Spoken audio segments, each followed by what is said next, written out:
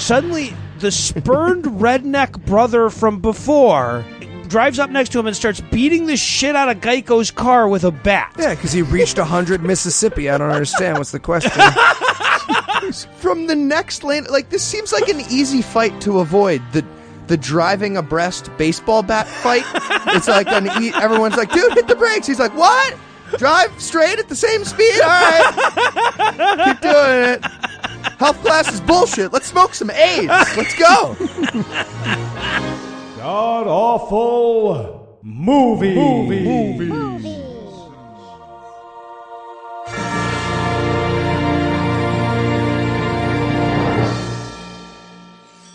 Welcome back to the GAMcast, where each week we sample another selection from Christian cinema, because if you suffer enough, J.J. Watt will raise $10 million for you.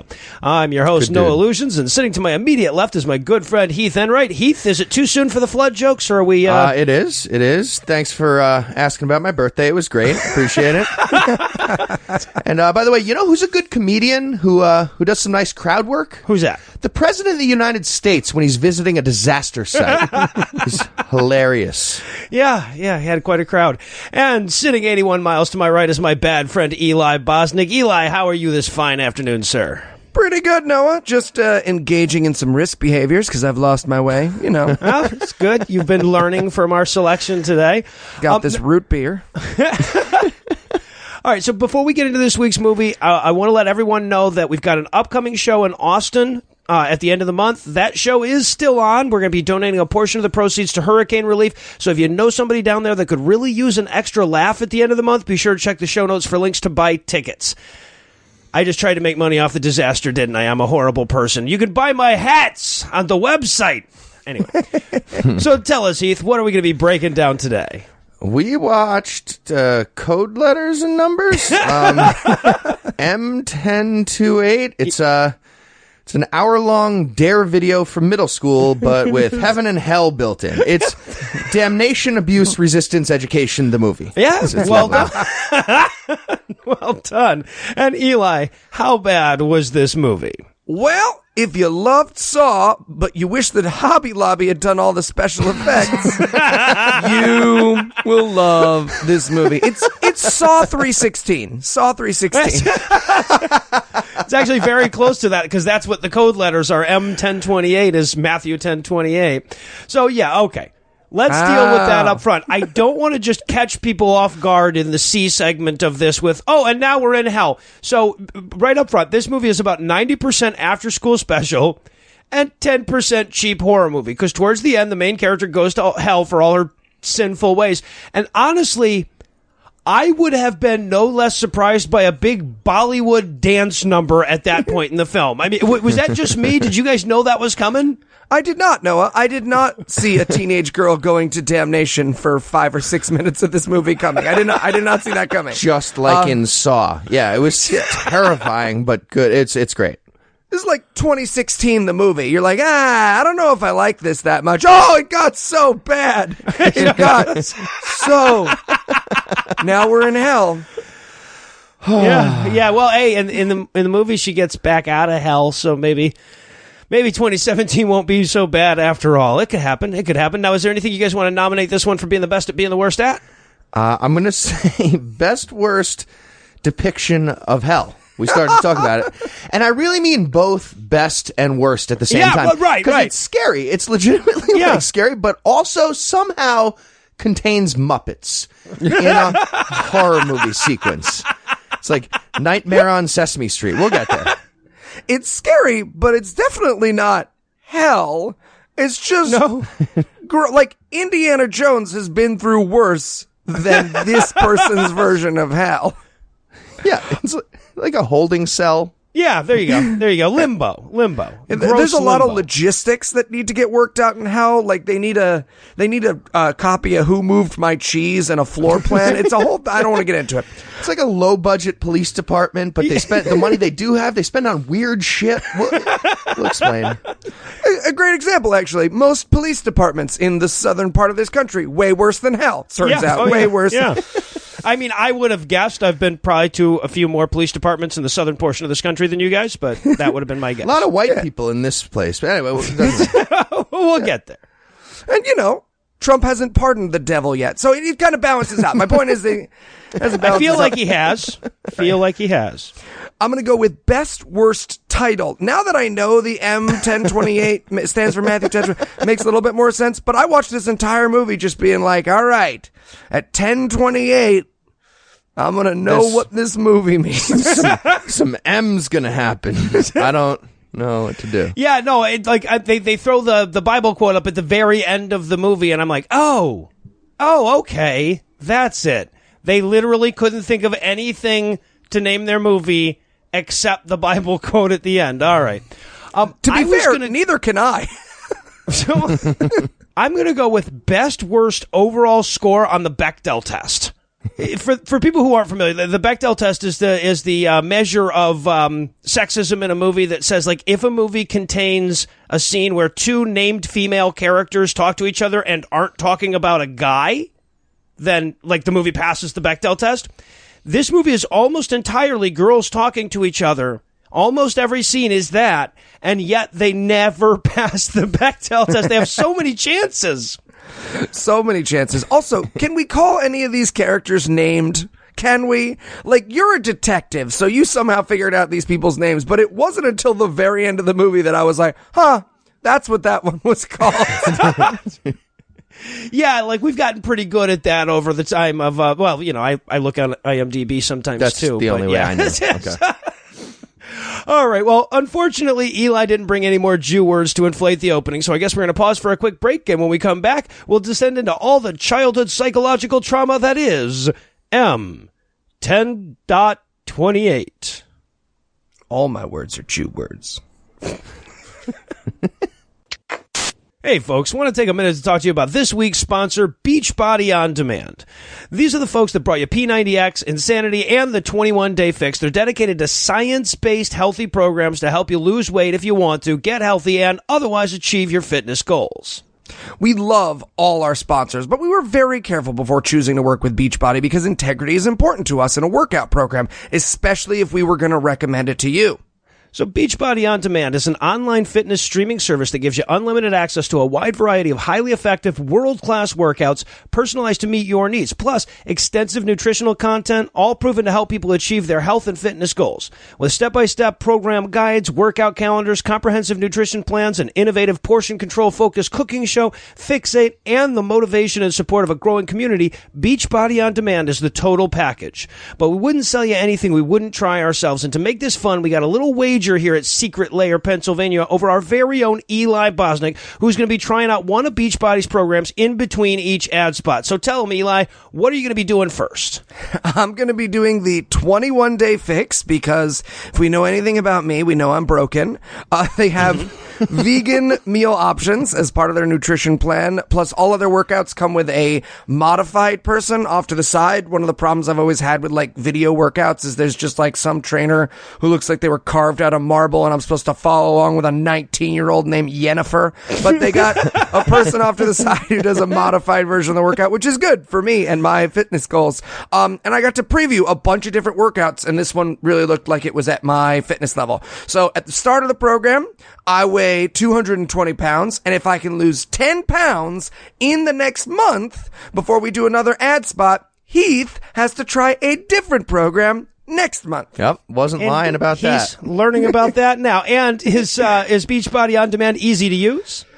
It's really, really easy to use. As I said, I've tried it already. I could do them all at home. Beachbody On Demand gives you the ability to stream hundreds of workouts on a computer, a web-enabled TV, tablet, smartphone. They have an Apple TV app, which is what I use, or any other web-enabled device.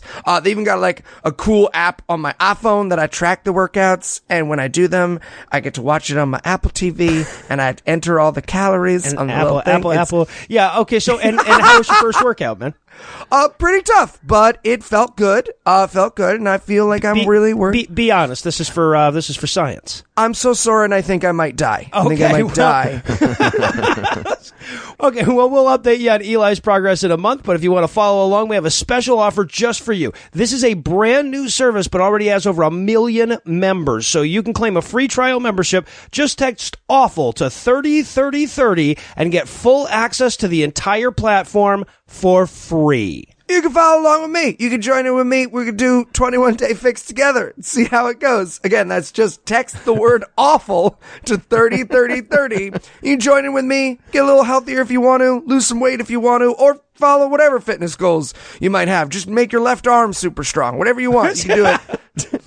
Do it with me. Beachbody on demand. Let's make Heath do insanity. We'll film it. It'll be great. Want to watch me vomit? Be fun. A lot of people like to watch me vomit. Made a lot of money on that before. This is not the first time I've made money on this.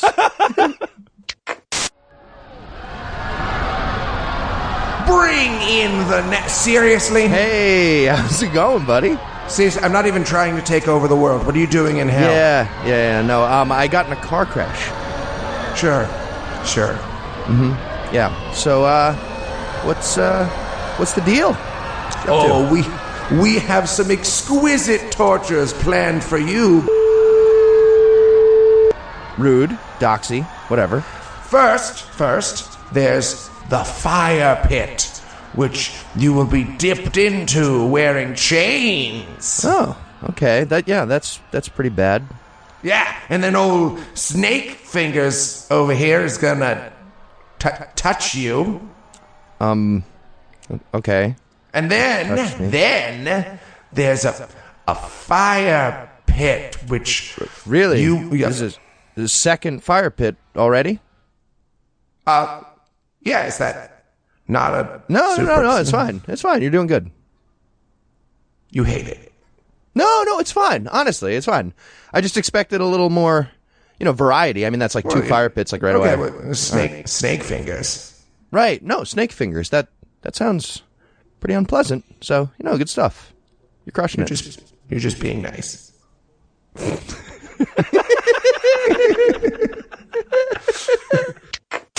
And we're back for the breakdown, and we're going to start off by learning that this film might have material inappropriate for children. And I'm like, it's religious. Yeah.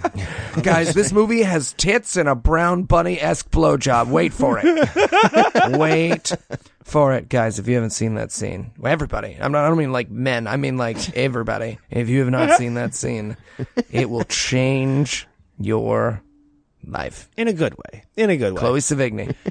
All right, so and we get an idea quickly how like awesome and well done this movie's going to be because even the title cards are somehow out of focus and like the tripod is in a wind tunnel or I don't even know how you manage that. So we get the credits and then we open up on a snowy house in the Midwest. Yep, and everyone's opening up a letter from someone with a tape inside, and I just wrote, you get a tape. 13 Reasons Why joke. Bringing it all the way back. Yeah, honestly, I'm saying to myself, is that a combination suicide note and suicide mixtape? It's a weird thing to... What are you putting on that tape, by the way? What's an appropriate suicide Dido's mixtape White Flag. Ooh La La. You didn't really expect to have me have a suicide mixtape, so ready. It's on my Spotify. People can check it out. So we see an old woman who's gotten a cassette tape along with a note from Mary, apparently. Of course, from my angle of the universe, what I wrote down is, oh, wow, that means she invented podcasting. She should sue Adam Carolla. But then we get a couple more, right? So mom gets a tape, and then there's a younger girl that gets a tape, and then we meet drunken kid... vaguely ethnic kid. Yep. Who's like, obviously he's a bad boy. He's drinking beer in the middle of the day. Drinking a root beer after 2 p.m. He's going to be so gassy. What is he doing? And he's smoking, but the actor's having so much trouble fake smoking. He's coughing and wheezing. He clearly had to do more than one take. It was no good for him. He is the teenage girl who wants to hang out outside with the guy who smokes, being like, oh, actually, I'll take one too. It goes between my bottom knuckles, right? I just wedge it between my bottom knuckles and say, oh, now I'm poking myself in the eye. So this guy, and this also little continuity error, he throws his beer bottle and breaks it in the alleyway as he's getting into his car, and then he has another beer, like he had another cold beer on him. He keeps a cooler in the car. You guys don't? All right. I was going to say, we don't. When he gets it. throwing a beer, you're going to want another one. No, that's bad. Was that his car? All that throwing makes you thirsty. I believe it was his car. I felt like he was stealing the car, but then it was his. It was. I think the movie was being racist for a second. You think there. the movie? It was the movie that didn't know whether that he took his own car or not. I don't think it was the movie. Was the movie because I mean he's not a white guy, so the movie I felt was racist right there. So he gets out of the beer. Apparently, he also has a cassette in an envelope, at which time I started to suspect this was a movie about the Unabomber. But it's not. I wrote in my notes, this is basically 13 reasons why I went to hell. Yes, there you go. All right, so now that we've got all of that important present-day shit out of the way, we can cut to a high school 2 months earlier, and we get the greatest establishing line in the history of film just waiting there to greet us. Would anyone care to offer up this line? Sure. So a kid's asking this question to the teacher. Is it true that Jesus was a gay activist who spoke out against the Romans? And the teacher answers really weird, too. The teacher's like, gay activist who died for the sins of straight people. It's interesting thought, faggot. I don't know. I do gotta admit, it was a weird choice to cast Ayaan Hirsi Ali as the art history teacher. I just think it was a strange... Well, and that's the other thing we have to emphasize here. This is art class, right? Like, they're not in history class. They're not in theology class. This was a question in art. Just your typical hetero art history class. This is the crucifixion by El Greco. God hates fags. Next slide. Yeah, next slide. Right. But then the teacher's atheist all of a sudden. It was weird. Well, and that's the thing. So the opening salvo of this movie is this art history teacher talking about Hieronymus Bosch paintings. Now, what the movie is saying, all right, as we will learn throughout, is that, man, if anyone really understood how the world worked, it was Hieronymus Bosch. No idea. Yeah. The interpretation of that painting is disputed, by the way. It's not clear whether he was talking about a Paradise Lost or an actual... Is it? No, I don't want to get into it. Don't worry about it. It's fine. This is basically the movie opening with a teacher holding a magnifying glass over a clock and being like, you know who was a scientist? Salvador Dali, ladies and gentlemen. Salvador Dali. Right. Give it a minute. Well, I can only speak for myself, but I got it bad for this particular teacher, especially when she starts going all Professor Sorbo diatribe on her students. Oh, it's so hot. Yeah, she basically goes like, remember, guys, hell is a stupid thing for stupid people to stupid their way into. I mean, she actually calls religious people the feeble-minded flock. Look, she already had me at the tight bun, but feeble-minded flock, I was there. I was all the way there. I was on IMDb trying to find her contact information. I hired a private investigator. I don't want to get into it. Turns out she's just an actress, and she's married and dead. Well, yeah, and this was... Yeah, right. And this was filmed 18 years ago, yeah. So, all right, so... we get a little bit of note passing, et cetera, This class ends, and then we wind up in the hallway where we're going to meet our main characters. So, and I should point out, Mary and Natalie that are talking, they do not make it a single line in this conversation without failing the Bechdel test. Yeah, although... Right, the opening line is, hey, Natalie, I have a note from Chad for you. Yep. And to be fair, I thought we were setting up for her a sweet lesbian scene because she's like, oh, and she goes, you know where to find me. And I was like, nice. But no, they're just going to talk about boys and parties. Yeah. Oh, God, this opening scene is as boring as actually dating one of these girls would have been. Yeah. So they meet in the bathroom to talk about, like, being bad and going to parties and whatnot. This entire scene is white noise for me. It's just white girl noise. It's that like awful high school girls talking for like like Louis C.K. pissed online at coffee or whatever he was talking about. This is all I heard. And at this point, Natalie, right? She's the one who drops her bag. No, that's Mary. No, Mary. Mary drops her bag and her nefarious items fall out. Now, if you want to show a kid is bad and they drop their bag, what falls out? Drugs, a gun. Yes. Tarot cards. Tarot cards instead. Yeah, it's tarot cards here. It's the Rider-Waite deck, to be exact. I love the reaction to it. It's like, are those tarot cards? But the tone is like, is that weaponized uranium? Are you fucking kidding me, Natalie? Are you a Jew? What's happening? Oh, Jesus. Hello. Call forward to the outtake. Yeah, right. So, all right. So, very quickly to establish this scene here, where Mary is the main character of the film. Sarah is the bad girl. She's so bad she smokes in the bathroom. And then Natalie is the good girl who they're corrupting. She's not allowed to date. She's only allowed to go to church things. Blah blah blah. They're trying to get Natalie to go to a party with them because apparently their parents will trust them to actually go to the church thing if. Oh, Jesus Christ, I actually know all this. I was just going to say, you should be grateful at home. Noah spends all his time reading those great courses and reading books and looking at space, and he's like, all right, let me explain who Mary, Natalie, and Sarah are and what their relationship is.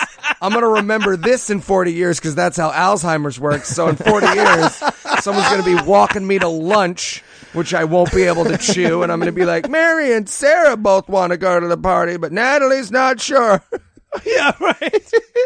Oh, Jesus. I love the idea that I'm going to make it 40 more years. That's great. Funny, Eli. So basically the kids decide that they will lie to their parents and be sexually promiscuous this night. Oh.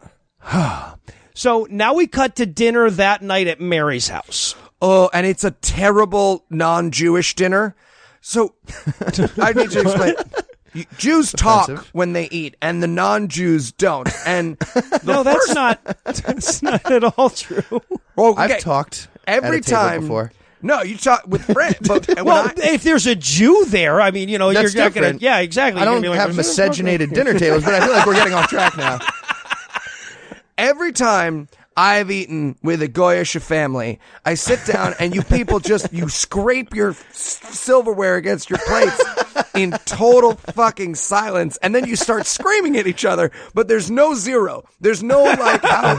It's just like, pass the potatoes, you whore! It's the... Okay, that's great. But that counts as talking. So you are correct though.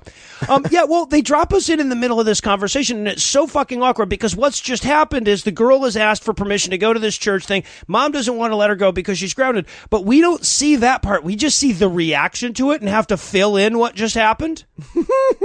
Yeah, and Mom's super aggressive, just standing up silently. Yeah. Yeah, my first note was that they were playing this scene like Dad just asked Mom if she thought she was really still young enough for that dress, right?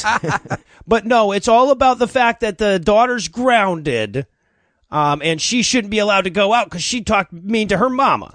Real quick, can we also address the relative ages of these parents? I don't know what Dad's like a 10-year-old fat kid in his dad's suit, and Mom's 85 years old, and they have a biologically impossible little toddler girl too, in addition to Mary or whoever this is. Yeah, I think they prayed to Thor, and he lightning struck some fucking mud, and that's how they got that toddler.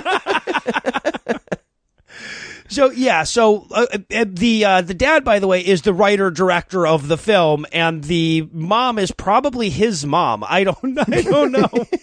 And check on that. So Mom's in the kitchen angrily doing post-dinner dishes. The phone rings. And this is what's going on in this scene, Eli, who probably doesn't remember this. Back in the day, you would have an answering machine where if you didn't answer your phone, people could just hear in your house the person leaving the message on your phone, which was awkward if you had friends that were calling to say they'd brought you drugs or whatever. But that's what happens here. And it's Natalie's mom who basically calls and says, "Hi, guys, I'm the sweet, wholesome person. Sweet, wholesome person's going to the thing tonight. Can you give her a ride?" So that was, I guess, Mary's plan to get out of her grounding. The message on their machine ends with "God bless you." And I just got to say right now, if your message machine ends with "God bless you," I'm going to leave the word "cunt" on your machine. That's what's going to happen. If you're a children's hospital and you end with "God bless you," I'm going to be like, "Hey, everybody, cunt. Anyways, I found all the medicine. It's over here, but I don't want to bring it anymore because your message machine upset." I'm just going to I'm going to retroactively sneeze, and then it won't be awkward. So, yeah. So yeah, but this is how she tricks her mom into letting her go to, quote, that church gym thing, which they're gonna walk into and then walk right back out of and go to the party after mom and dad drive off. Remember? Yeah, classic. Doing that. And there's this amazing fight between the parents. Okay. Oh my! Well, this movie would have us believe that her promiscuity and desire to go to this party is just tearing this family apart. Damn it! Oh yeah, like the kids are supposed to be getting scarred by this, hearing the background, but they couldn't write anything mean enough. No, it's just I'm so flanging angry. It's all right, that's not scarring fucking anybody. What? It's literally them going, it's every conversation I ever have with my wife. It's, I have this thing at 7. Well, I have this thing at 7. Well, you didn't tell me. Yeah, it's on the calendar, man. Check the fucking calendar. Fuck you. Except for flingle flangle Except instead of fuck. Yeah, exactly. So, yeah, right. If you've got the no swearing square on your Christian movie bingo card, you can go ahead and set something on that. Yes, but mom is pissed. Dad is angry at mom for being angry. And there's also this adorable little sister here that is also being scarred by this whole event. Oh my God. She's looking at her sister and she's like, hey, look me in my eyes. You know what I'm going to do when I grow up? Blow a podcaster.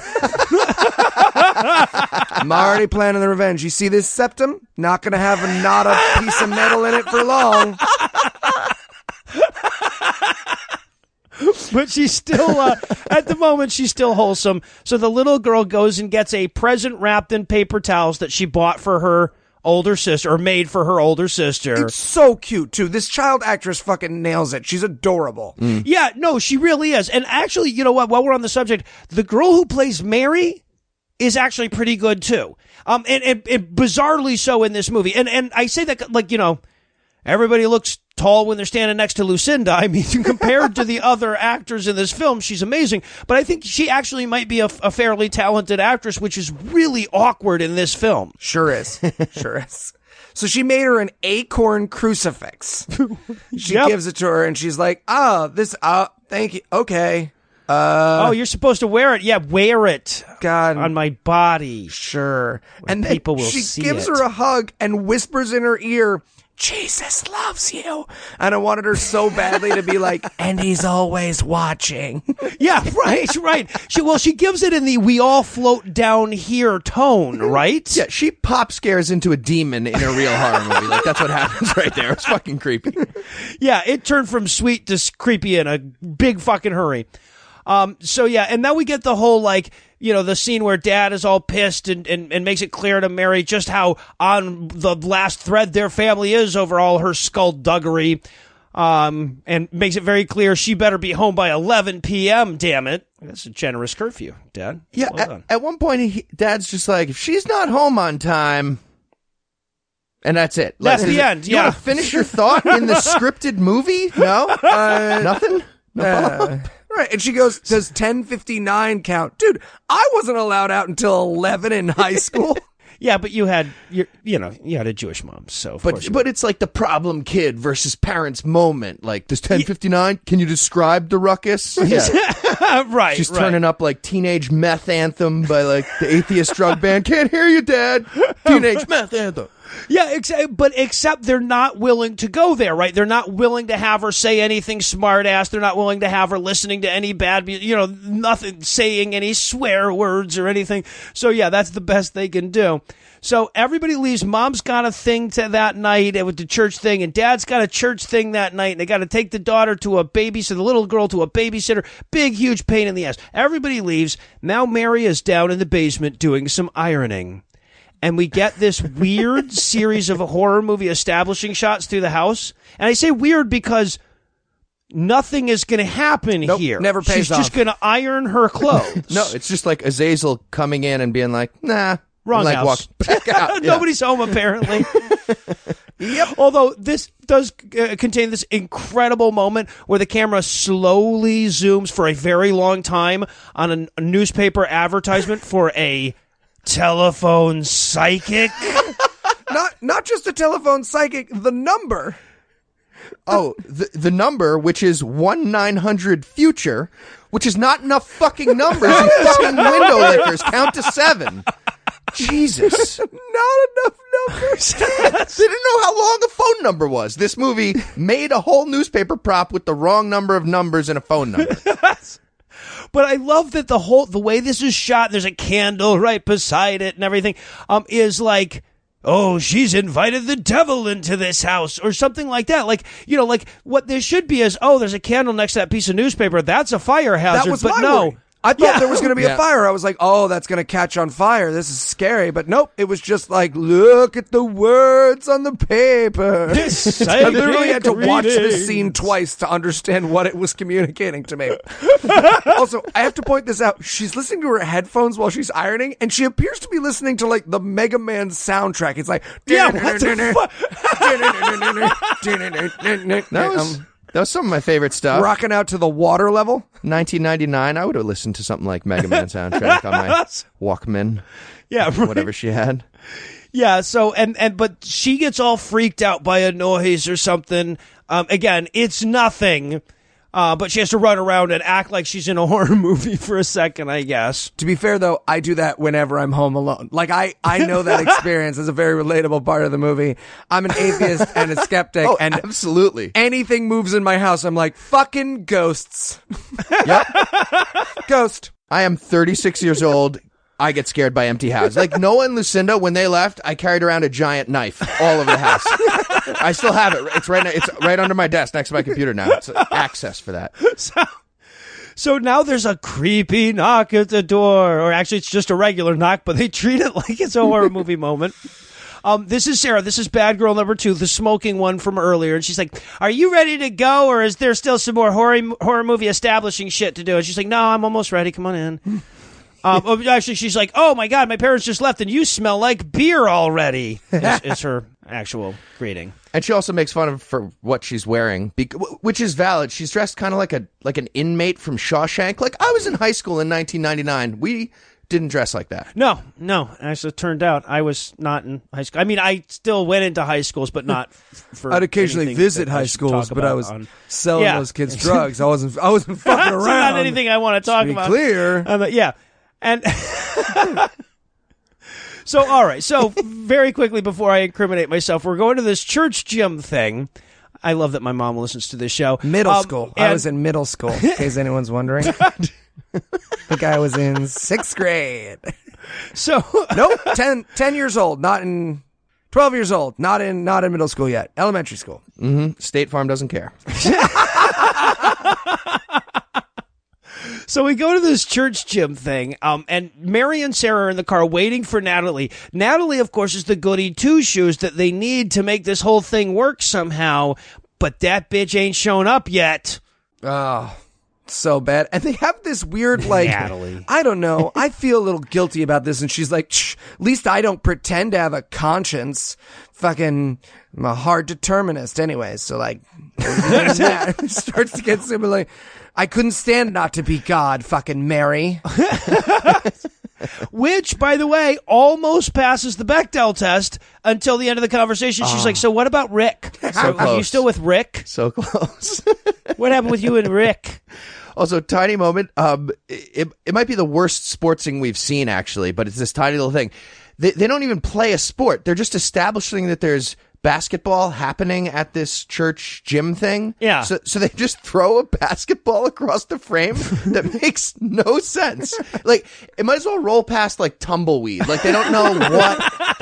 Like, a hoop might as well bounce up to the ball and dunk itself around the ball for us. Just disembodied. It's so stupid. So we listened to some more awesome high school girl gossip, and then Natalie shows up ready to be a bad girl after all. Mm-hmm. Oh, yeah, Natalie. Head out to the party. Be bad girl. So yeah, now we get to this major rager, and this is where, by the way, we establish suddenly that it's Halloween. As they're walking up to this house, there's jack-o'-lanterns because that's scary, I guess. Mm-hmm. And they go up to the dark house, and the guy shows up to the door, and he's got like a scary mask on, and he does like a little intro monologue, like it's a haunted house of teen risk behaviors. He's like, hey, kids, welcome to Risk Behavior Alley. We've got beers, we've got sexual promiscuity, and we've got self-harm. Yeah, everybody's so drunk. All right, so they go into this party. I have questions about this party. Okay. So I didn't go to a lot of parties because I was very intimidating in high school. Yeah, right. I was too Everyone popular. was so jealous. But we've established that you were in high school or in high school parties for business. Was this what parties were like? Actually, you know what? This was fairly close. It's kind of like a suburban Halloween basement party. I could see this. Yep. Yeah, this was actually not too bad compared. I mean, it wasn't like International Gorillas version of drinking, right? You know, that could have been a party. There probably would have been drug use there somewhere. Mm-hmm. Couple of notable differences, but it was close. Yeah. It was close. Seems cool. Seems cool. I did a lot of reading. I got on a real reading kick in high school. I got a lot of reading done. Nice. What books did you read? I got like really ones? into fantasy. I read the whole Eye of the World series. Oh, there you go. That sounds cool, too. Game of Thrones. Cool. Way before the show. So if you think Game of Thrones is cool, I was cooler.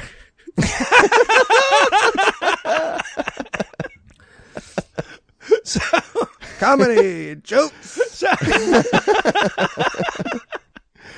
Oh, man.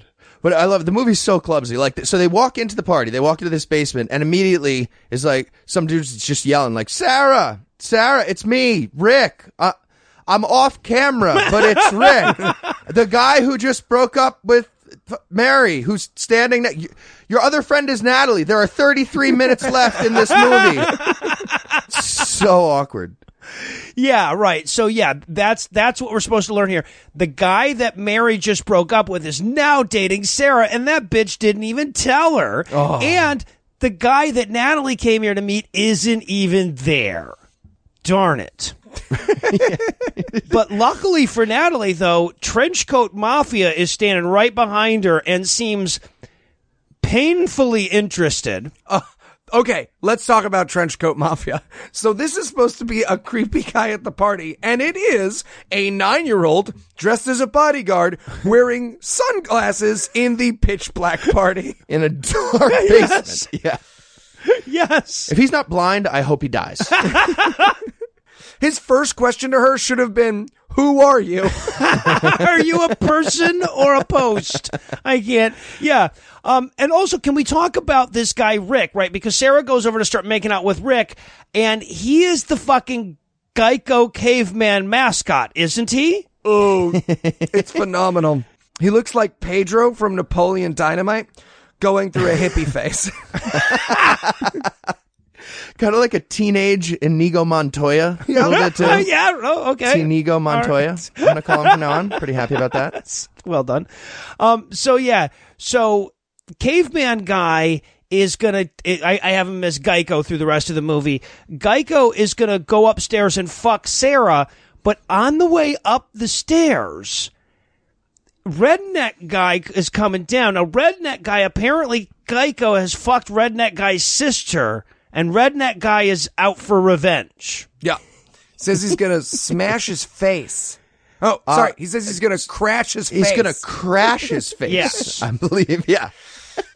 And he yells at Rick from, like, just way too close. Like, the Rick actor is clearly laughing because this guy's inside of him to deliver this line, right? He's tickling his bowels while he's yelling at him. Well, and the guy's message is a little weird, too. He's like, hey, man, if I ever see you, I'm going to kick your ass now.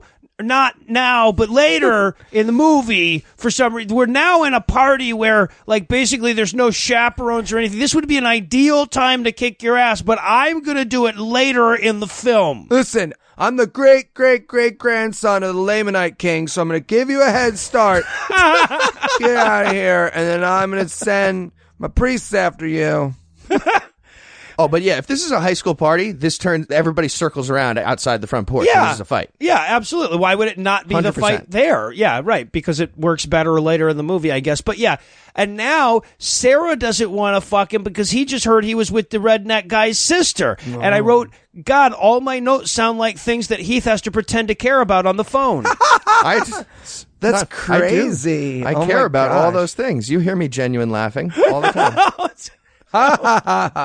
She's so funny. Crazy.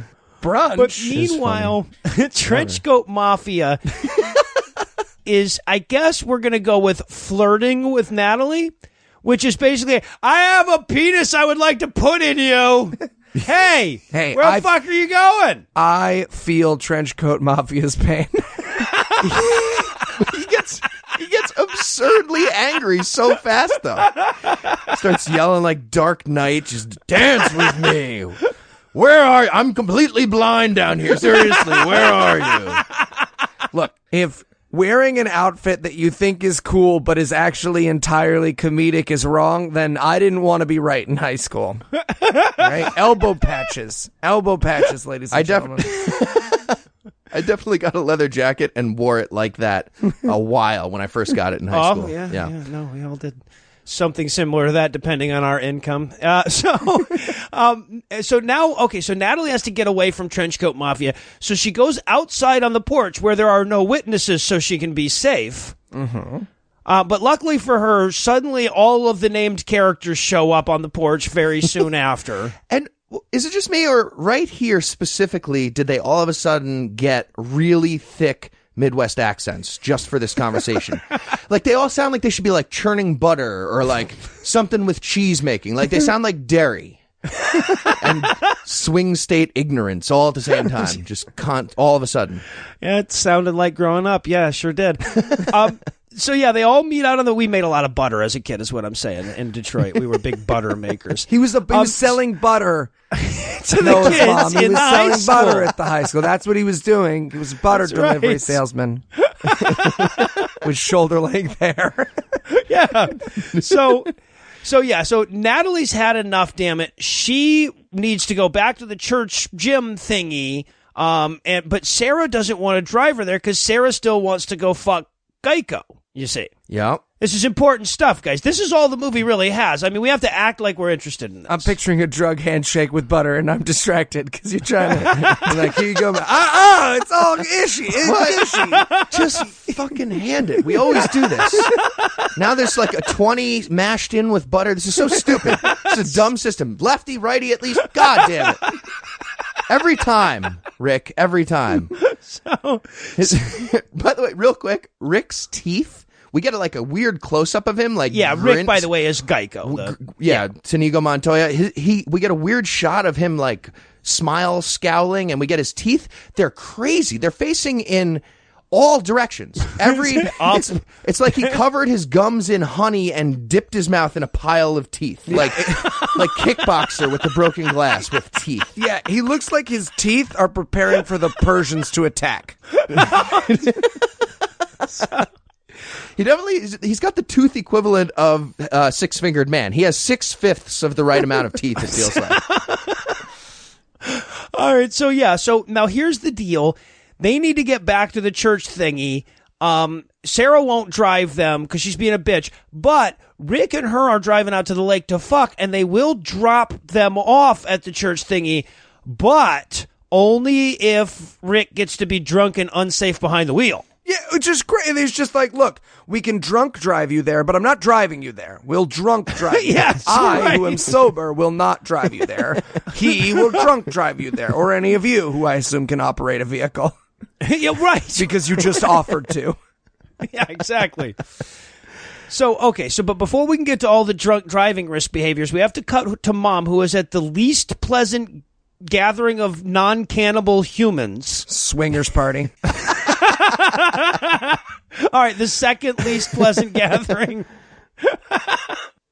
Yeah, but Mom's on the phone looking for Mary because she knows she's not at the church gym thing now somehow. How? With a spy? Even a spy. How would you know she's not? I don't understand what's happening here. No, they don't bother to tell us. It's just Mom's sense. Anyway, And at the same time, Dad is at a half-built building with a bunch of other guys wearing hard hats as they sit around and discuss things. And the, oh no, we need a lead into this scene line is my favorite. He goes, I'm telling you, you can't put a door there. And I wanted him so badly to be like, that's a toilet.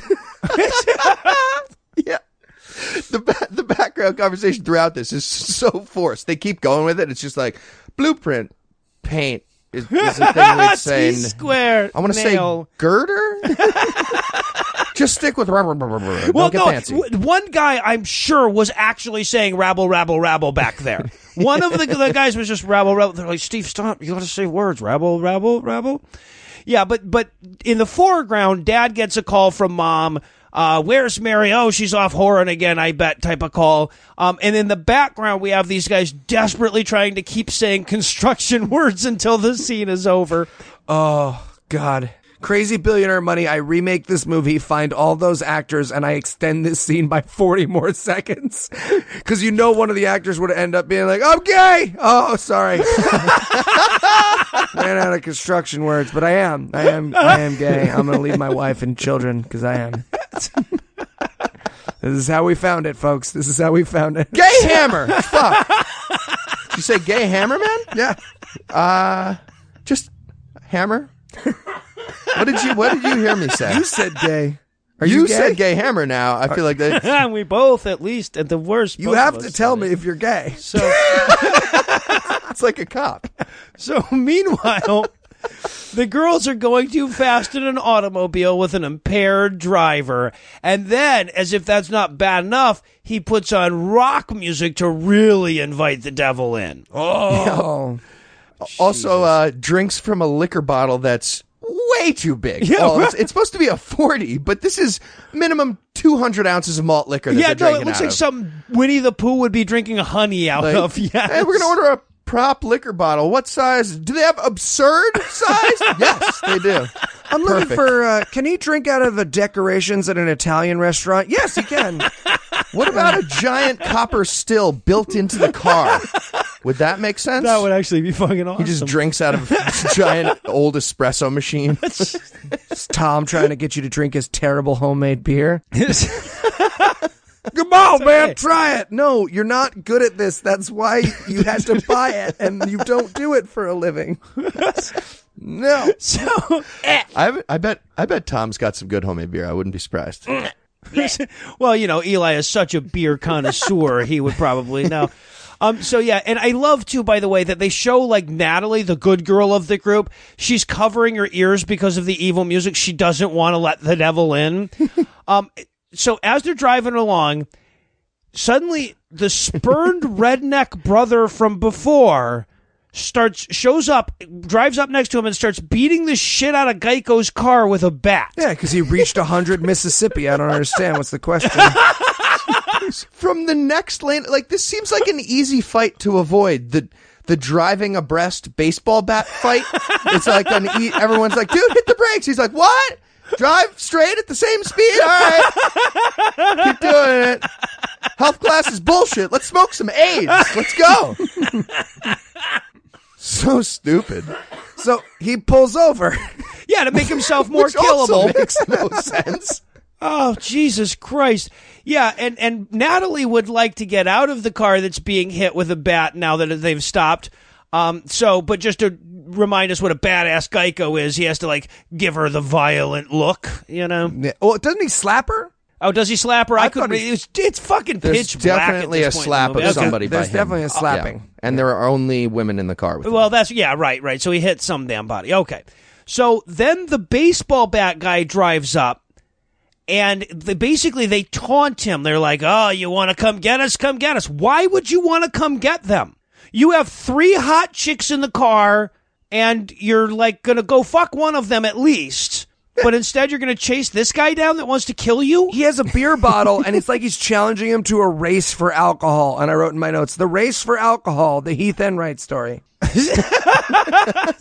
I go kind of slow. I He always does. get there. You Slow and mosey. steady. I win that fucking race every time, that's for sure. I tortoise it, Like though. the tortoise and the hare. Yeah, exactly. So The tortoise in the hair of alcohol. Heath Enwright. He's Tortoise both. in the hair of the dog that bit you. Morning drinker. I'm a morning drinker is what I'm saying. And afternoon. What time is it now? It's 3 p.m. That's morning also for you. afternoon. Can you ask for help on a different show? So just... I didn't ask for help. I mean, if anyone wants to give it, sure, I need it, but I didn't ask. Believe I was bragging. Maybe I'm a little too proud. Pretty sure I was all bragging just Maybe now. we do So proud of myself. Maybe we do a sketch with Carl the Pug of Pegacorn where he does an intervention. Heath, you gotta stop, buddy. You're killing yourself. You're killing yourself. Tiny cuts every day, brother. I can't watch you die. I'm a dog pug unicorn. All right. Moving on. Yeah, please. Latino version of the Purge mask is chasing the fucking other drunk guy. Whatever. Yeah, exactly. So yeah, he follows them to a scarier spot where it'll be easier to kill him. What were the mechanics of this chase? What were they doing? Like he thought a dead end in the woods was the place to look for. It's where they end up on this chase. I don't understand. Anything's happening. Yeah, well, but one way or the other, they end up on this dark road in the middle of nowhere, and the redneck guy attacks Geico and starts punching him and dragging him out of his car. He reaches for the gun that's in his glove box, but he can't quite get it. That'll be important. Mm-hmm. And so they drag him out. He starts getting the fuck beat out of him. The girls all take turns screaming to see if one of them can solve the problem that way. Scream them back in time. And look, this is the advantage of listening to this show rather than watching these fucking movies. I cannot communicate to you listening to this show how long this scene is. Punch. Oh, God. Ah! Punch. Ah! Punch. Ah! Punch. It goes on for hours in my mind. In my mind, I have never not been watching that scene. Peter Griffin right next to him with hurting his shin.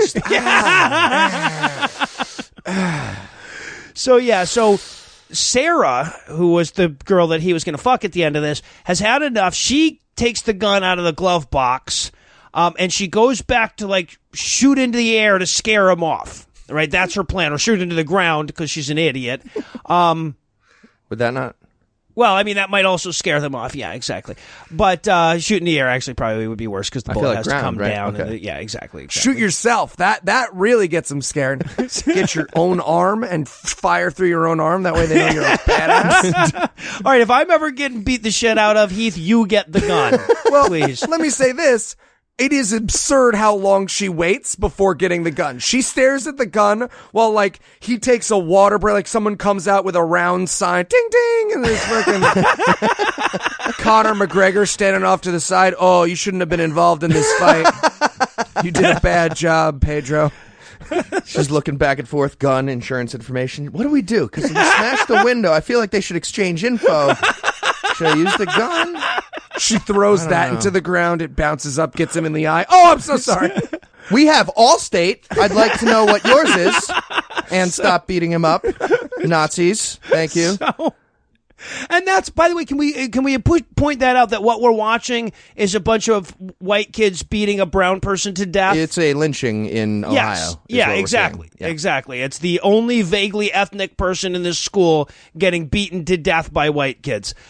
So she steps out, she shoots into the ground, and one of the guys who's beaten this guy, one of the redneck's friends, also has a gun, so he pulls his gun out and just randomly starts shooting into the headlights, because now apparently the car's facing them, even though it wasn't earlier. Right. And now everyone's safe, because both sides have a gun. Yeah. So everybody's safe. Good guy. It all works out.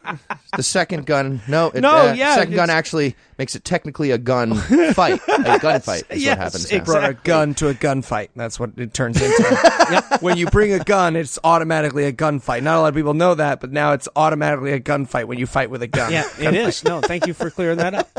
So now Sarah, apparently, the one he was shooting at, managed to pull a Neo, right? Oh, I thought it was like a strafe dive roll odd job 007 move. Yeah, probably, yeah. But she's fine. But what of the other two? Now, the bad guys are all like, fuck, let's drive away from here where we just murdered people. So they do. And then we have the long, like, scary moment where Sarah's laying in the dirt and she starts to call out to Mary and to Natalie, and they don't answer because they are shot to fuck. And Mary has like a little like. What the fuck was that? She has a death seizure. Do you have a seizure before you die? Of bullets? Depending on what you're dying of. But yes, actually, that was a very realistic, that girl just got shot and is now dying moment. Noah shot a guy. Weird. Not a It's guy. a weird revelatory episode of God Awful Movies, guys. So, but Natalie is just all kinds of dead. Hopefully you weren't too attached to that character, because she's just fucking dead. So now Sarah calls 911 on her cell phone. The best! And This is so extraordinarily unhelpful with the police dispatcher. Unbelievable 911 call. Like, what the fuck was the operator I feel like the operator kept interrupting. Because it was like, hello, 911? Yeah, I'd like to report a shoot. What? It's Sarah. How does that matter? Yes, with an H at the end. Why are we... I need an ambulance. What? Oh, my God. The last 4 digits. 5328. What? It's like an automated menu for 911. Your friend got shot. If this is correct, press one. No, go back. Go. Operator. Operator. Yeah. Yeah, right. Well, and she's going like that. She's going, I don't know where we are. We went under a bridge. I don't know if they're dead. And I'm like, can you look? Can you check and see if they're dead? Because that matters to the ambulance driver, right? Whether they want to like drive fast or not is dependent on whether or not those people are dead. Maybe they want to mosey. Yeah, exactly. It's safer if they mosey. Anyway, well, we try to recover from that less than expected violence. We're going to pause for another quick break. But first, let me give Act 3 the hard sell. Do they consider this to be among the typical risks of drunk driving? Why not just have them get attacked by ninjas with rabies? Are we saying that would make less sense than what just happened? Find out the answers to these questions and more when we return for the emotionally damaging conclusion of M1028. Heath Enwright. Hey. So, how are you enjoying Damnation? It's bad, I guess. Kind of. What do you mean? It's bad, you guess. Yeah, no, it's just like, do you know the stuff humans do to each other? I imagine, is it fire pits? Well, all right, let me bring up the Google.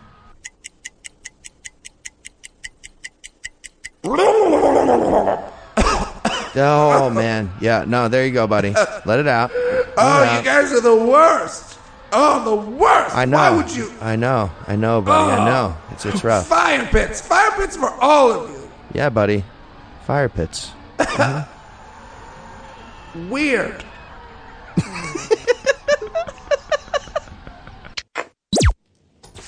And we're back for more of this shit. When we last left our heroines, they were all shot the fuck up. So we're going to pick up the action with Dad and adorable little sister arriving home, and sure hoping Mary isn't shot to death in the woods somewhere. He's like, come on, kiddo, go to sleep. She's not dead. Look, I can't promise you much, but I can promise you your sister is alive and well and will be here in the morning. Not dead. That's what I call your sister, not dead. Not dead Natalie. No, Natalie is dead, actually. It's Mary. Not dead Mary, not dead Mary. Yeah, That's why it's weird I call her not dead Natalie. That was a strange name. So, but Dad, he puts the little sister to bed, and then he prays to God. Yeah, God, you got to help us. He says, now, if I'm intelligently designing the universe, at least as it applies to gunshot wounds, this is not how it goes. Like, maybe God works on some gun control bills, not coagulation spells after the fact. I feel like if you're just setting it up. Yeah, well, there's a lot of debate about the design, but even if that's right, there's still a lot of debate on the intelligence. So, okay, so now we epilepsy cut to an ambulance where they're desperately trying to save Mary. And she pops into, like, consciousness for a second, and there's a demon there. Oh. Okay. Real quick, they use a defibrillator at this point. Does that fix a gunshot wound to the head? Would you use a defibrillator? Well, no, the foam. Taekwondo hat is what fixes the gunshot wound. And the sparring helmet is for the gunshot wound, and that was just for fun. I believe actually that would be accurate. That that, like any time that you flatline, they might. You could go to cardiac arrest or flatline because of the blood loss or whatever. Right. Yeah. I think fucked if I know, but as much as this movie fucks up, I think they may have gotten that part right. And defibrillators aren't even real. That's just a thing from movies. practically bringing people back to life with them is basically a thing for movies. And they bring her back to life, and then they're like, "We're not going to let you die. Watch that monitor." Like, what does he tell? Like, as in, like, see vital signs. Don't be a bitch. You're good. Look how alive you are. But he says, watch that monitor, and then she flatlines. And I wanted so badly for the scene to extend and the female EMT to be like, nah, and stop it. I do that. No, it's just, I hope she got to see her flatline. Instagram. It's Alta Vista. It's 1999. So then she wakes up in hell. Oh my fucking God, I had no idea we were going to get this fucking crazy. But you know what? We've watched so many going to heaven when you die movies. It's about fucking time we get a going to hell when you die movie. Exactly. And hell, let's talk about hell. You're all wrapped in chains. Yep. You are clothed. Nice. You have a weird, like, saw trap on your mouth. Right. Yeah, but, like, not the, like, standard jawbone bear trap. It's like a night brace from the orthodontist, but like spiky. Yeah. It's clearly how they made that prop. Yes, it is. And your outfit is like an 80s pop star. Yeah. And apparently she's in the waiting room of hell. I had a lot of questions. No idea. So she wakes up in hell. She got this thing strapped over her mouth. So she starts looking out these little holes in her cell or whatever. There's screams all in the background, and she peeks through and she sees a bunch of hell stuff. Now, it's kind of hard to describe the hell stuff that she sees. We're going to try because that's our job, damn it.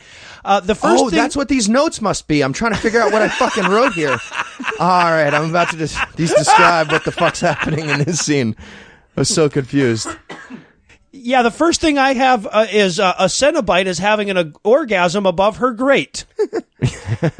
A heart is duct taped to a wall. Mm-hmm. There's a dog in the waiting room somewhere. That's He's a nice barking. thing. We That's a nice thing. Yeah. I thought that was like kind of pleasant, actually. I wonder what that dog did, right? Was he in the fight with the kangaroo right before? I don't know, but yeah. All dogs go to heaven. There's no way that dog's... Maybe he started in lower hell, and now he got promoted. Maybe this is heaven, and we've been lied to. Okay. And then next to her, suddenly a person gets lowered upside down, hung from chains, all burned to shit, and looks partially decomposed. Okay, I have a burn victim thing. Okay, yeah, right. So yeah, we're on the same page. At that point, I have a Muppet leper eats him. Is that what we watched? Did a Muppet leper eat the burn victim? You guys remember Spaceballs? This is Pizza the Hut. That's what shows up. I had Predator from Predator without his makeup on is watching, and then there's snakes or something. Well, yeah, I also had gigantic demonic spitball in case people didn't remember Pizza the Hut. But yeah, so this guy is screaming and gets dragged away. And we should point out that with the exception of this ridiculous Pizza the Hut costume, everything else we're seeing is creepy as ever-loving fuck. Right? I mean, this is like a legitimately scary scene. Sans the unidimensional 1940s alien masks. And the dog. And the dog. Dog yeah, was cool. Exactly. Heath's in hell just excited. Oh, there's a dog here? Awesome. Where is he? Get in here. You're so good. We're on a public sidewalk trying to get somewhere, but I'm going to get down here for 5, maybe 10 minutes. While my girlfriend screams like an insane person. You and your wife are just trying to go get some food, but you suddenly have 2 mentally handicapped people with you, desperately trying to pull them into the nearest bistro. Who's a good boy? We tripled back recently. We tripled back to catch it all. It was so awkward. And then we snuck across the street and walked past the same person again on the other side of the street, clearly seeing what we were doing. It was very embarrassing. Like a car chase. Like a car chase, but it's an unsuspecting dog. We had like Groucho Marx glasses on, and we did it again, and it was no good. So, but we never see the dog. We just hear it, unfortunately. Instead, we see the hung, burned guy drug away. And now there's a demon panting behind her in her cell, but it's okay because he's being eaten to death from inside by a spider, I think. Right. Or a face hugger. Maybe. A face hugger? I think there's a face hugger. Now I just have, I don't know if I'm just fucking with myself, because the next thing in my notes is, and now a puppet and a giant condom is above her. Yeah, I wrote nothing like a screamy torture puppet. Yeah, and also I believe there's a dinosaur behind her. Anyway, so something shows up at her cell and marches her down torture hall for a little while. Again, and so I hinted at this at the beginning, but I feel like hell needs a revamp. I feel like there shouldn't be a part of Eternal Damnation where they're like, all right, come on, got a 10-minute walk. Here's the hallway. That's the skeleton shadow puppet show on your left, as you can see. So this is fun. We did some track lighting. It's purple, which is pleasant. Easy on the eyes. Well, so I started wondering at this point, is this hell triage, or is this like an orchestrated personal treatment that everybody gets, right? Like the devil's like, okay, all right, for her, we're going upside down burnt guy, zombie spider, demon tadpole, and then bring her down torture hall, okay? Or is it just like a waiting room type situation? Right. No idea. It's just sitting there reading a copy of Parents magazine. Ooh, yeah. Backed up today, huh? Can someone come out and like rip my nipples off with some hooks or something? I don't want to be that guy, but like I've been here for 20 minutes. Honestly, the doctor's offices near me in my neighborhood, way worse than the hell she experienced. Yeah, no, that's true. That's true. I've been to a couple of dentist offices that could certainly compete. Highlights magazine with a gay word find. This is how we got down here. Yep. That's what happens. So she goes a little further down the hall. She sees and honestly, the silliness of the skeleton puppet show that Heath was talking about cannot be overstated. It is a series of those like Family Dollar skeleton door hangs on sticks being like puppeted from behind orange paper. Right, but they didn't show us because they were they showed us the shadow of that happening. Yeah, exactly. Yeah. So now she gets to the end of torture hall, and then she's dragged into a fiery hole, and where she's hogtied like one of Andy Wilson's boys or something. Yep. She's just like there now. Yeah. Lying down. And somebody's just like, hey, just like a scratchy hell voice. Like, I want it to be like a mundane request, like, hey, can I find the differences picture with you? Can I do this thing? Left and right? What do you... What's a 6-letter word for curious? I get the Sudoku. So, yeah, and I had to point out at this point to myself, like, God put her here over tarot cards. He's the good guy in their religion. That's interesting. So, now, I should point out, too, that at this point, nothing bad has happened. Like, it's unpleasant, right? Like, there's some gross stuff. The screaming's got to get annoying. But up until now, she hasn't been, like, tortured or anything. Yeah, we've flown Delta. Like, we know. Yeah, exactly. And then, just as I was writing that, of course, a poor man's Cylon comes out. Yes, there's a poorer version of a Cylon, apparently. And it comes out to molest her with its tentacles. Yeah, but not molest. He's just like, tickle. I mean, look. Tickle, all touching is, tickling. but it's definitely just like, touching. Not touching you, not touching. Okay, I'm touching you. If I go to hell and there's dogs and Muppets and a tickle fight, I'm happy. I don't see what the problem is. I'm on the right path. She just went to Heath's heaven. That's the problem. Yeah, she went right. to Heath's. He's sitting around in heaven with harps and like Dawson's Creek, and he's like, what the fuck is this? I think I'm in Mary's heaven and she's in mine, guys. Something got fucked up. There's like crosswords and grilled cheese sandwiches. Like, I like this place a lot. Dog. And also, okay, so now we already hinted at this in the interstitial, but at this point, after being molested by the Cylon, she's drug into the second fire hole she's been drug into. They ran out of ideas. They did. Out for 10 minutes. They ran out of ideas. They're like, fuck, whips and fire hole. Yeah. So, by the way, I want to go on record. I like Dawson's Creek. It's a delightful show. I feel like that was a weird thing for you to say. Just Heath and Dawson sitting on a boat. Come on. I don't want to wait. In perfect unison. Come on. So, and by the way, that's all we get of hell. I hope we painted a picture for you because we're done with it now. Because at that point, she gets shocked back to life and she's in the ambulance again. And she comes back to life and she screams really loud, right? Because she was in hell. And the doctors are like, why would a dying girl scream? That's weird. Yeah, maybe she's screaming because she got fucking shot, you asshole. It seems like the right time to scream. Yeah. But instead, the fucking EMTs are just like, so you think she went to hell and came back? Yeah, looks like she went to hell and came back, probably. If I had a nickel. Second fire chamber? Yeah, probably second fire chamber. That's terrifying. That's the worst. Jesus. So, you want to be really, really high-level patron for podcasts? Yeah, I do. I am a really, really high-level. This is weird. Why is this our profession? I guess we're bored a lot, but we are crushing it on podcasts. So, English teachers and fucking EMTs, man. Do you limit yours per month? No, I don't limit it. No, I never limit it. I do as many as they do. If I limit it, I would lose my job, and it would stop short, and my face would get caught in all the needles. That's what happens. You never know. Yeah, I mean, if you drunk drive, all of this shit might happen, so why not?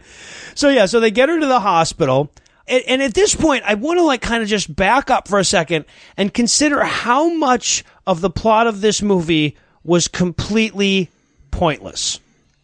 Right? Like Natalie didn't matter, Chad didn't matter, Rick didn't matter. Well, Rick kind of mattered because he got him in the situation, but the tarot cards didn't matter, the fucking psychic line thing, the thing that with the ironing didn't matter, the relationship, the little sister didn't matter, the crucifix, none of that shit mattered, right? What if we name the things that did have a That point? would be a lot quicker, yeah. We'll get through this a little quicker. Condom Muppet. Dog in hell. Done. And by the way, so they get her to the hospital, and then we have to establish the fact that Natalie did in fact die. We should see her grave, and then we see a thing at her locker where people have left notes that just say, "Hey Natalie, see you in heaven." Literally on loose leaf notebook paper, "I'll see you in heaven." That seems inappropriate. Well, have a great summer, and the rest of eternity, BFF, you're dead.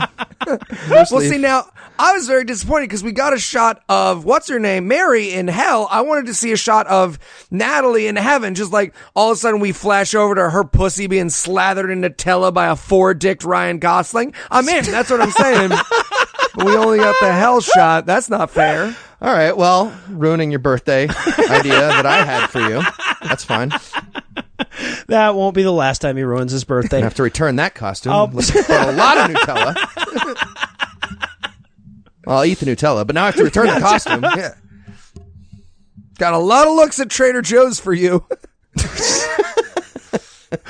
But I also want to point out, by the way, that see you in heaven, it's a fucking yearbook signature thing, not a super healthy way to cope. You won't. They're dead. You don't see them again. Anyway, so then we continue on with this little post-death montage or whatever, where we get Dad reading Mary the Bible in the hospital. Oh, yeah, she's alive. She made it because of Chekhov's acorn cross, I guess. Yes. The bullet got stuck by an acorn and a popsicle stick. There's actually one acorn missing. Oh, is there really? Yeah. All right, I didn't notice that one. But yeah, she still has the acorn cross. The military should make combat gear with just breast pockets full of crosses and Bibles and shit everywhere. There was actually a thing, a Bible that was sold as being able to stop a bullet. It couldn't, but there was actually a Bible I think that they sold like that at one point. Seems dangerous. It couldn't? Yeah, I feel like that would be the first. That's bad. You got to say, that's the first line. That is literally bad, the only use of that book is like, this book stops bullets, and if it doesn't, it's a bad book. Now it's very literally useless. Yeah. Name of the Wind, nice thick book, stops bullets. Hard to carry in your breast pocket. I don't know how bullets work. So, so now we catch back up with the snowy house in the Midwest where we started. You remember everybody was getting cassette tapes, bringing it back full circle.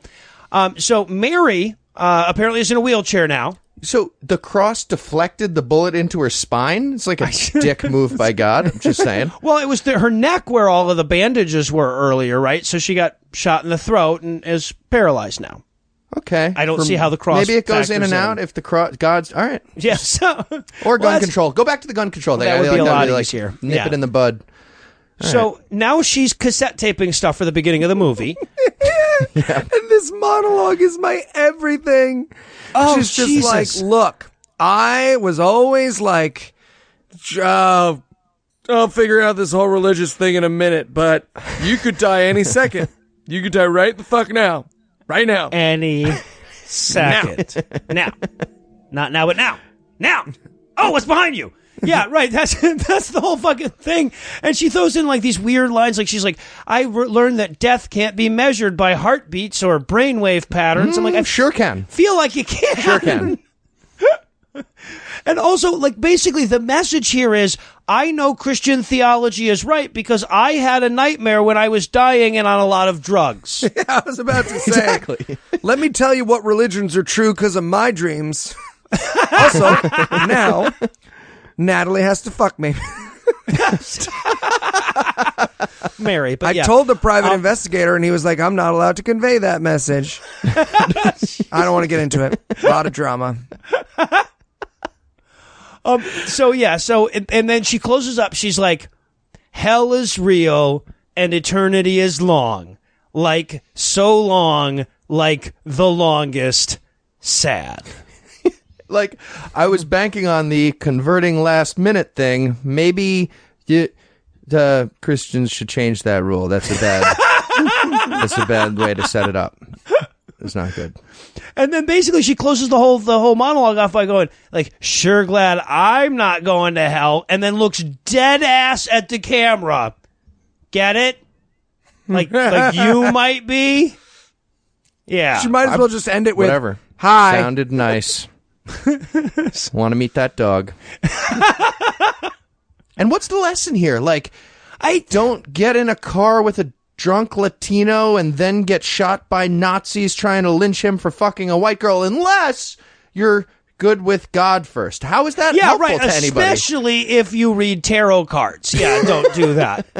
Well, that's what fucked me up about this whole movie is because, like, clearly they were trying to give you that whole, like, moral message, like, oh, if you go to parties and lie to your parents, bad things can happen. But, like, this is what's going to happen? You're going to get into a ride with a drunken Lothario who's attacked with baseball bats that leads to a gunfight where you're inadvertently shot and momentarily sent to Christian hell and then confined to a wheelchair?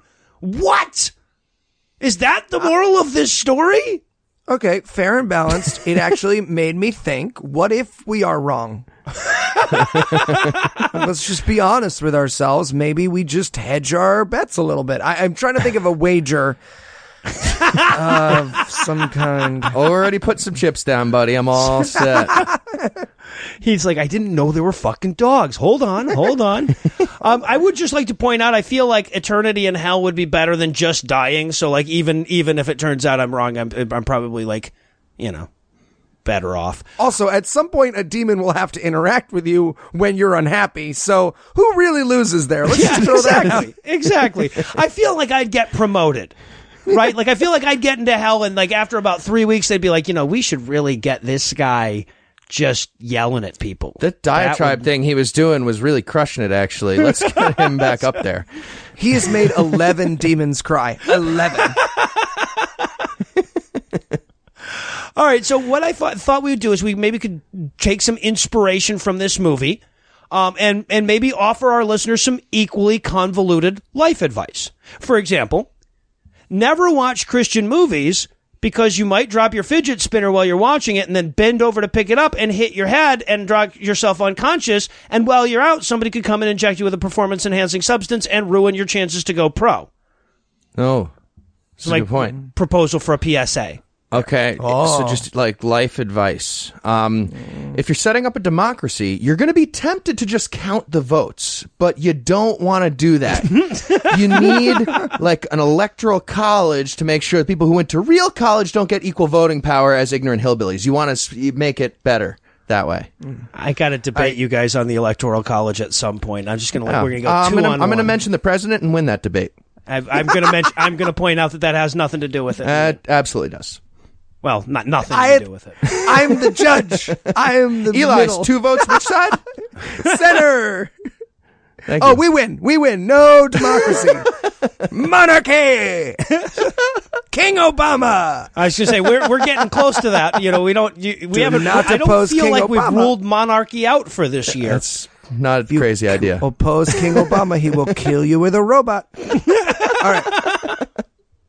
I'm going to go with, look, if you don't patron your favorite podcasts, you might end up with enough money for a nice vacation. And while on that vacation, you might accidentally slip, hurt your back. You might hurt your back, be unable to please your wife anymore. Your wife, she has a torrid affair with a capoeira instructor. He decides he's in love with her, and he decides he's going to take you out. Now, you get wind of this, obviously, because you read her text messages before she goes to bed every night, and you find out the murder's coming, so you decide you're going to beat him to it. But unfortunately, she deletes those text messages. There's no evidence. When you kill him, you go to jail for the rest of your life for killing this random innocent capoeira instructor. And she testifies when she didn't have to, but she testifies against you anyways. So, you know, patreon.com/godawful. Otherwise, you're in jail and your back hurts. Well done, sir. Well done. I guess we can probably retire on that. And while that does it for our review of M1028, that's not going to do it for the episode just yet because we still need to convince ourselves to come back for more. So, Eli, tell us, what's on deck? The Hangman's Curse. All right. Ooh. So, I watched the preview for this. The preview for this gives no indication whatsoever that it's a Christian movie. It sells itself as just a horror movie. I have been told by many, many people that this is a phenomenal Christian twist on the horror movie and a real twist on the horror movie kid gets picked on genre. Awesome. All right. Well, it should be fun one way or the other. I mean, honestly, like the Christian horror movies tend to do that. They tend to like sneak the Christianity in and just, maybe you'll see boobs. Jesus, you know? So yeah, that's kind of what I'm expecting. So with that to look forward to, we're going to bring episode 107 to a merciful close. Once again, a huge thanks to all the Patreon donors that help make the show go. If you'd like to count yourself among their ranks, you can make a per-episode donation at patreon.com/godawful and thereby earn early access to an ad-free version of every episode. You can also help us a ton by leaving us a 5-star review on iTunes and by sharing the show on all your various social media platforms. And if you enjoyed this show, be sure to check out our sibling shows, The Scathing Atheist, The Skeptocrat, and Citation Needed, available on iTunes, Stitcher, and wherever else podcasts live. If you have questions, comments, or cinematic suggestions, you can email godawfulmovies@gmail.com. Legal services for this podcast are provided by the law offices of P. Andrew Torres. Our theme song was written and performed by Ryan Slotnick of Evil Drafts on Mars. All other music was written and performed by our audio engineer Morgan Clark and was used with permission. Thanks again for giving us a chunk of your life this week. For Heath Enwright and Eli Bosnick, I'm Noah Lugeons, promising to work hard to earn another chunk next week. Until then, we'll leave you with the Breakfast Club close. Heath went on to agree with Ishmael Brown and suggest that we call this the Animal House close from now on. Noah was thankful Mary didn't wind up in that circle of hell where you have two assholes in your mouth. Because Dante was a disturbed motherfucker. Atheist art history teacher showed me how to earn extra credit. Hell yeah, she did. Hell yeah, she did. That tight bun. Just lets it down. She shakes her hair out. And Oh, take that pencil out or the chopsticks. Love it. wait, now, pencil?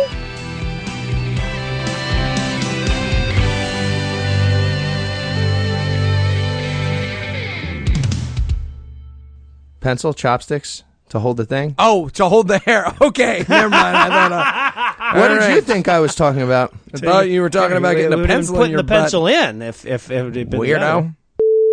We're getting good at that shit. We should just have a podcast where we count to 10. That's what we, at this point, Why we the could fuck make not? a We'll say a weekly couple podcast. racist things. We'll make plenty of money. Yeah, there you go. 1, 2, 3, Dyke, 5, 6, he, 7, 8. Yeah. 9 Nazis. I didn't like it. Counting Nazis with Heath. That'd be a fun show. I think we just did our pilot. Yep, that's the pitch. If you'd like Match.com. What do you think? AryanBrotherhood.com. The podcast. Don't All right. be a blood trader. Plenty of Match.com. AryanBrotherhoods.com. All right.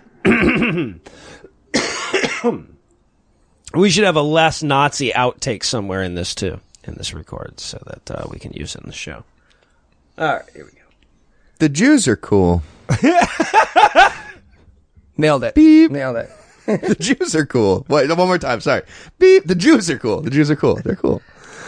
All right. We're cool, right, Jews? No, it's too far. Now it feels weird again. Hey, hello, Jews. I didn't see you there.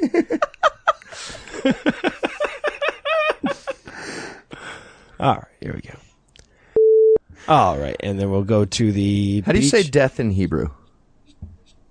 Do you know? Give me 1 second to remember it.